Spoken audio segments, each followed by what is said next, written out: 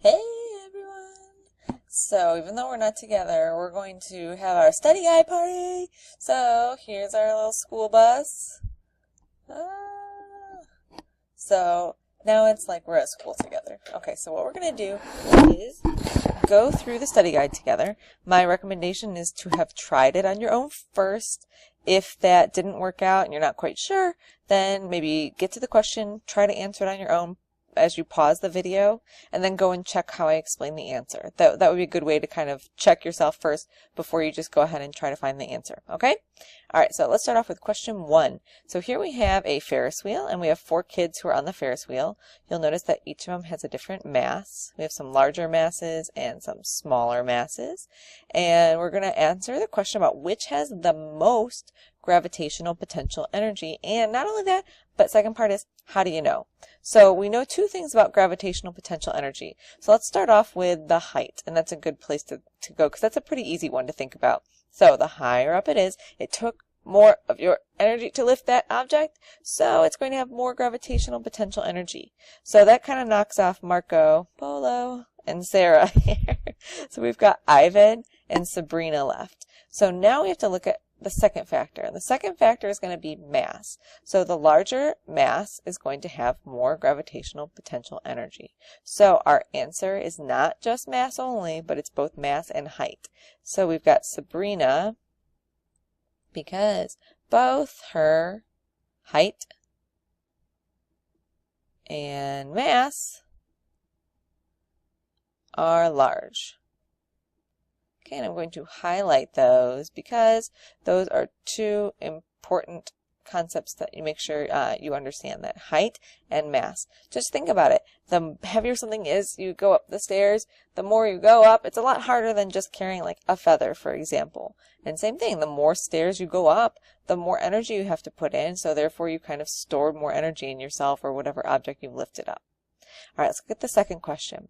So the second question is talking about the maximum potential energy and the minimum potential energy. And in this case, I do mean gravitational potential energy. And in case you couldn't tell, this is a lovely picture of a swimming pool because we're kind of, in the middle of winter here. And so I labeled it in case you couldn't tell what it was. And also in case you're wondering, that's me just hanging out right there at the edge of the pool saying, no running. Okay, so we've got a diving board, we've got the pool. Where would the person have the most gravitational potential energy?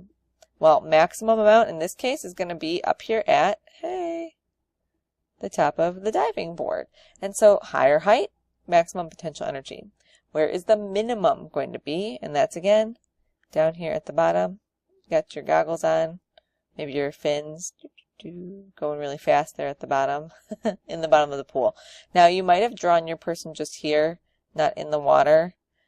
Either is fine. The lower it is, the more of a minimum amount of potential energy, and the higher it is, the more of a maximum amount. Okay? Now the next question says, if someone tells you that to make potential energy stronger, you have to go against the nature that an object wants to do. And clearly, like a rock doesn't want to do anything, it's just a rock, but we can pretend that it has a desire to do something because physics has sort of a natural tendency to be lazy. They don't want to work hard. Things in nature want the most minimum amount of energy possible. So if you want to do something that requires energy, like I just said, it needs that energy to make it happen.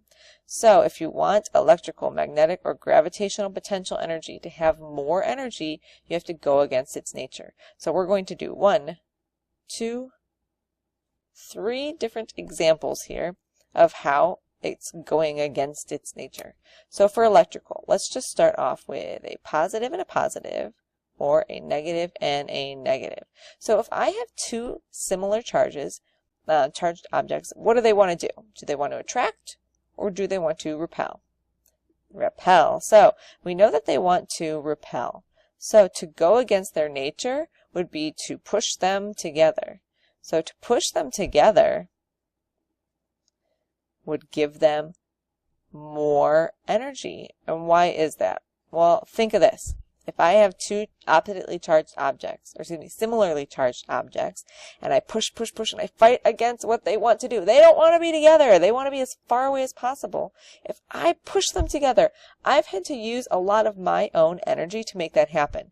So now that has been transferred into those objects, kind of storing it in them, allowing them to save it up and use it, because if I let go, they push against each other and create a lot of motion, and they can even use that energy and transfer that into another object. And the more you put into that, the more they can transfer that as well. So now the second example we'll talk about is magnetic. So in this case, let's go opposite. Instead of having same, in this case they're not charges but poles, let's do like a north and a south. Well, in this case, they're opposite. So what do they want to do? Repel or attract? Attract. So they want to attract. So to go against their nature would be to pull them apart. So to pull them apart.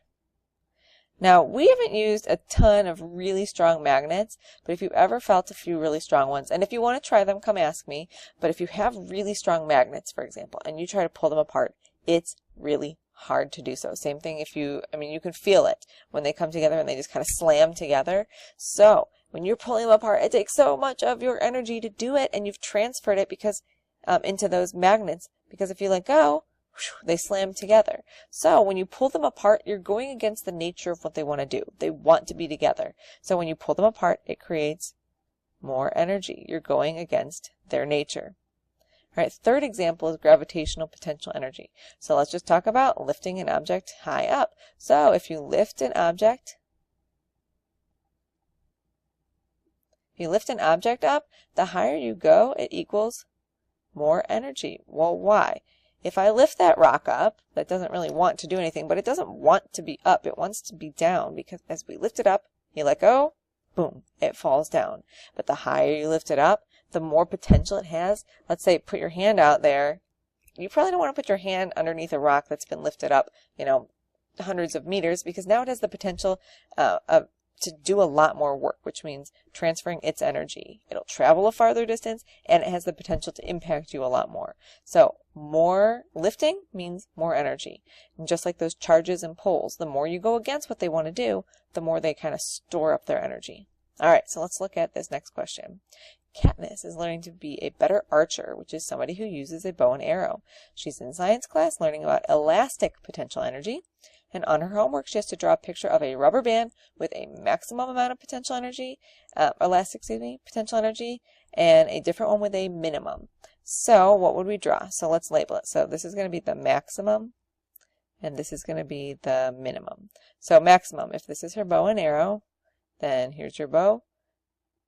We want that to be stretched. Let's draw a little arrow. Really, really far. Minimum would be, it's kind of weird picture because we don't really see it that way, but minimum will be before she stretches the bow back. So in this case, we want to say that this is stretched far, and this is not stretched far. Basic idea, think about using a rubber band. When you have a rubber band, you pull it, pull it, pull it, pull it, pull it, pull it, pull it. The more you pull it, the more it's going to want to snap back. So you're going against its nature, kind of like that last question. Okay? So, can we get this to go here? All right, you have a bowling ball, which has 10 times the mass of a baseball.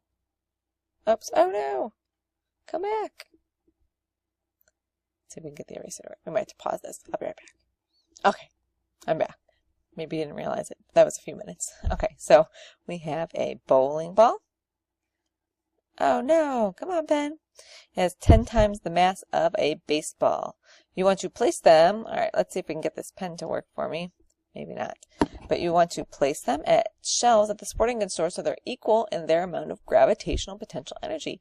You know that there are 2 factors that affect the amount of gravitational potential energy, so use this to help you out. You will draw where you think the bowling ball and the baseball should be placed so that their gravitational potential energies are even.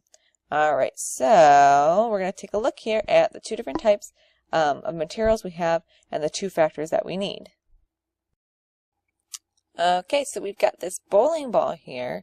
It has 10 times the mass of a baseball. So here on these shelves, we've got 1, 3, 5, 8, and 10 feet high. So we're trying to figure out where to place them. So there are 2 factors that we need to think about. First is mass, the second is height. So let's look at this bowling ball. It is 10 times the height of a baseball. Well, if we know that mass and height are both factors, we don't want the bowling ball to be really high up because it already has a really large mass. So let's put this bowling ball way down here at the bottom. Boop, boop. Kind of like a smiley face. All right, so now the baseball. Well, if it's 10 times less massive, then we want it 10 times higher. So we're going to put that baseball, I think that's what a baseball looks like, right? Sort of. Close enough? You got the idea, so let's just label that baseball. And this one, bowling ball. So because this bowling ball is 10 times more massive than the baseball, we want to put the bowling ball as far down as we can because we know that height would give it more gravitational potential. And if we want to limit how much it has so that they're even, we put the baseball really high up. And then because they're at kind of proportional relationship, they have equal amounts of potential energy. So you need to know about mass and height and think about how those two things relate. Okay? The next question is to explain how you could increase the amount of magnetic potential energy and below and explain why. Well, we kind of already answered this a little bit earlier when we looked at that going against the nature of things. So let's look here. We have a south next to a north magnet. Well, what do they want to do? So I'm going to draw my field lines in here to get a field line model. These want to attract.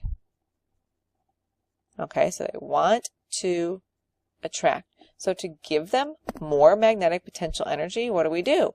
We go against what they want. It's kind of dastardly and mean. So instead of letting them stick together, we pull them apart. And that's how you get more magnetic potential energy. Well, now down here, we've got these south and south. And they're like, whoop, no thank you, stay away from me. So what do they want to do? They want to repel. So here's where you get to play your evil twin here. If they want to repel, what do? You keep them close. Keep them close. So the closer they are, the less they like it. And so that's kind of, again, you get to be a mad scientist, sort of evil here, and do the opposite of what they want, and that's how you increase the energy. Here's another way to think of it. For that number 1 here, when they want to attract, they want to be close together. So to pull them apart requires a ton of energy on your part, and therefore you're giving them more energy in that new position.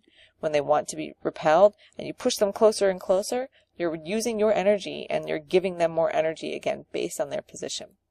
All right, so now let's go back up to here on this other side.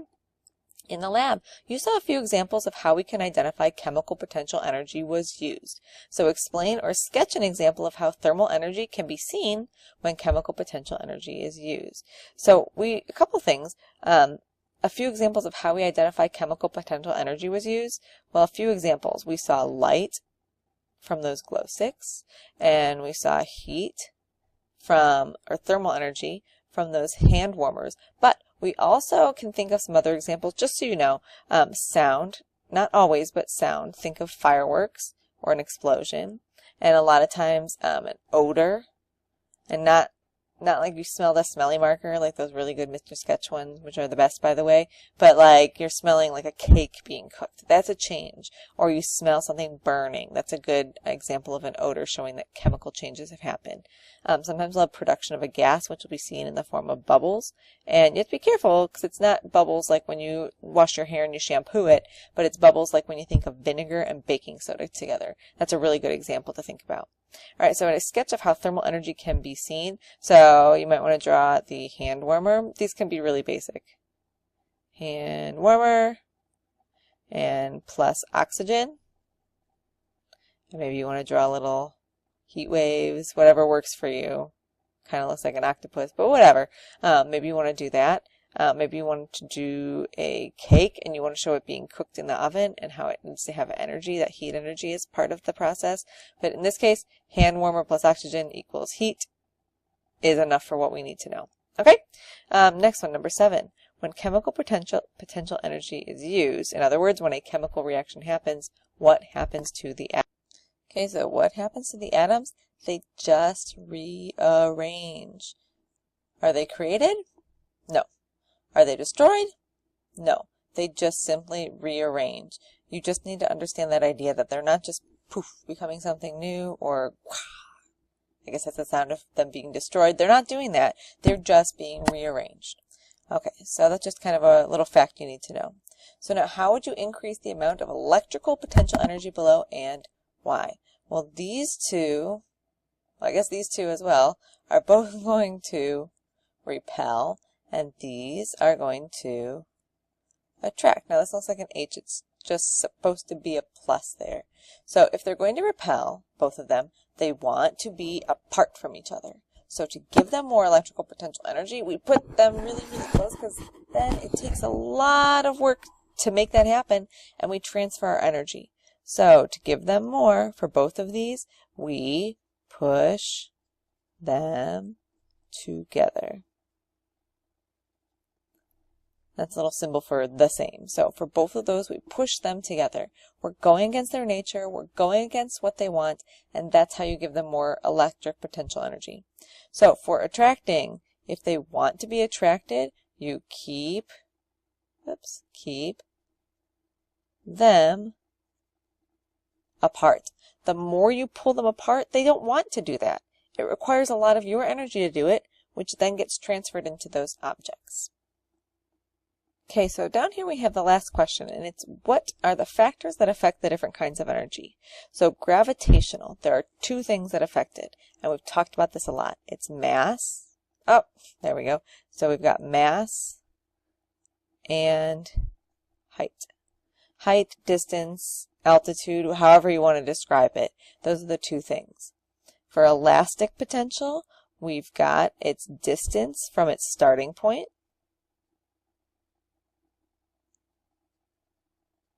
Distance from its starting point.